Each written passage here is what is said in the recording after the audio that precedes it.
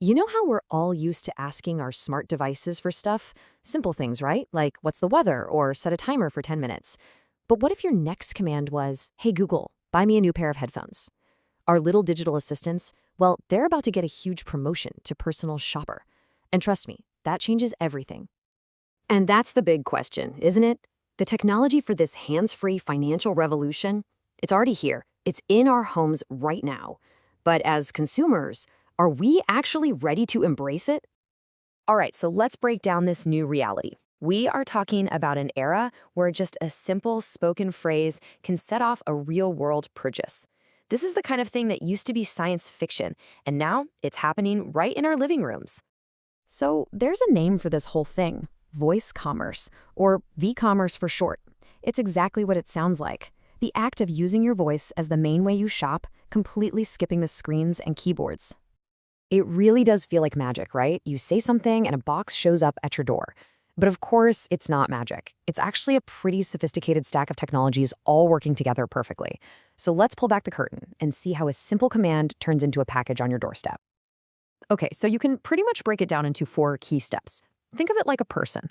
First, you've got the ears. That's the voice recognition part, which has to filter out the TV, the dog barking, and just hear you. Then comes the brain. That's natural language processing, where the AI figures out what you actually want to buy and from where. After that, the hands, or platform integration, securely shoot your order over to the seller. And finally, the signature. That's the authentication step that actually approves the payment from your account.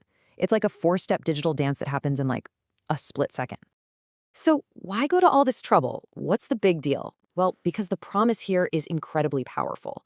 It's this vision of a completely seamless, effortless shopping experience. And it's got both companies and, well, us pretty excited. And that's the absolute core of it. The whole goal is to remove every single little obstacle between you wanting something and that thing being on its way. I mean, no logging in, no fumbling for your wallet, no typing in your address again. Just you speak, you get. So let's look at where this really shines. Picture this. You're in the middle of cooking, your hands are covered in flour, and you realize you're out of olive oil. You just shout, hey device, reorder olive oil. And bam, it's done. For those simple repeat buys, it's so much faster than pulling out your phone and navigating an app. But beyond just being convenient, think about what a game changer this is for accessibility. It offers a whole new level of independence for people with physical or visual impairments.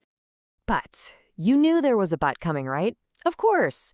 For all its futuristic coolness, for all this amazing convenience, there is always a catch. And in this case, the very thing that makes it so simple is also its biggest weakness. Yeah, this incredible convenience comes at a price. For every super easy purchase, there's a potential risk lurking in the background. And you know, when we're talking about your money, those risks need some serious attention.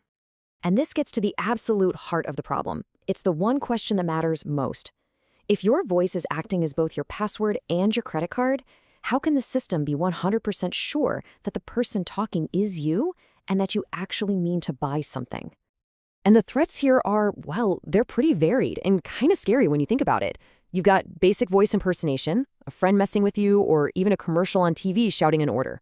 Then there's the really sinister stuff, like AI voice spoofing, those deepfakes that could perfectly mimic your voice. And of course, there's the privacy issue of a microphone that's always on.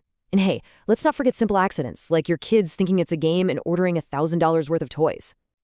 Okay, so we've got this amazing convenience on one side and these pretty serious risks on the other. How are we supposed to navigate this? What do we do? Well, the key, it turns out, is to just be a smart, aware user. All right, so let's circle all the way back to that first question we asked. Are we ready for this? And the answer is yes, but, and it's a big but, with some major caveats. We're ready, but maybe not for every kind of purchase. It's all about being smart about how we use this powerful new tool. Probably the smartest way to approach this is to have like a 2-part rule for yourself. Use your voice for the small stuff, right? The low-risk, repeat purchases like coffee or pet food, where convenience is awesome and a mistake isn't the end of the world. But for anything high value or financially sensitive, we're talking laptops, plane tickets, paying bills, stick to a screen where you have all the traditional security steps in place. Look, at the end of the day, voice commerce isn't just some fad that's going to disappear. It's a real and growing part of our future. But for right now, today, its best use is as a quiet little helper for life's small errands. Think of it as a whisper for reordering your coffee, not a shout for paying your mortgage. And knowing that difference, well, that's the key to being a smart shopper in this new voice-activated world.